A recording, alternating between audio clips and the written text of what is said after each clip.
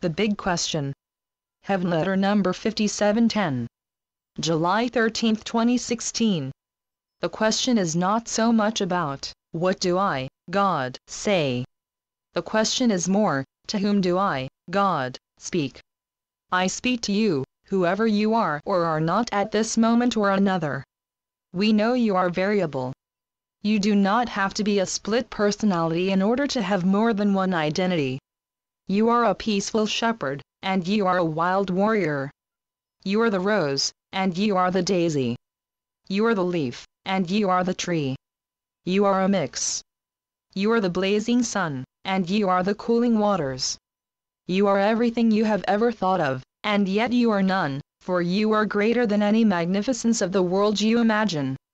You are finding out who you are. You are finding out for yourself what you are made of. You don't quite recognize what you are made of and the extent of who you are. You dance around the issue quite a bit.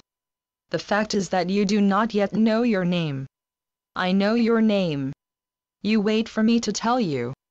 Alas, you don't hear me. You may see my lips move, yet you do not hear. Your name is in the waves of the waters.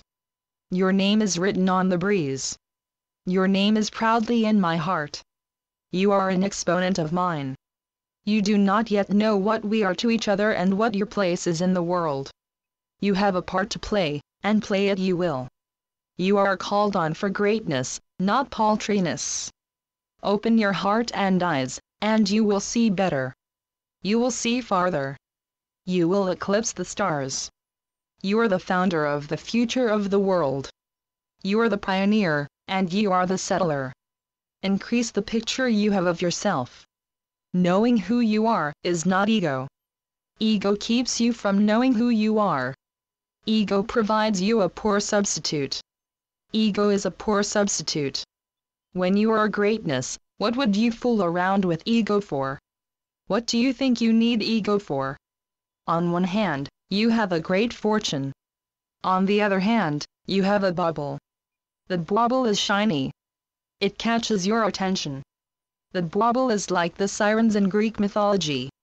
The sirens distracted the seamen of the time and took them off their course. What is the attraction of ego really?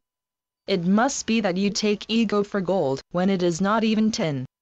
You hear rain on a tin roof, and you think you may be hearing the music of the spheres, and that less than greatness will make you happy. Of course, ego dumps you by the side of the road soon enough. Whatever ego delivers, it is a disappointment. Even all the wealth in the world does not give you happiness. It does not give you substance either.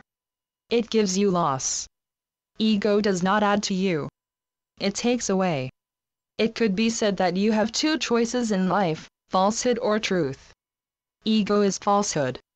Truth does not play tricks before your very eyes. Ego can look rewarding when you are under its spell. Ego loves to inveigle you. Ego jumps for joy to take you down the garden path and leave you there to find your own desolate way out. Ego leaves you holding the bag. This is what ego is good at. This is your ego, you understand. The ego that misplaces you is your very own. Ego is not a good pet to keep. Come over to truth. Stuffy ego will move out of your way. You don't have to fight ego. You don't have to vanquish ego. Simply leave it. Step over it and keep going. I will appear before you can say jackrabbit. Choose, truth or ego. This is a no-brainer. Real gold or tin. Channeled by Gloria Wendroff. Heavenletters.org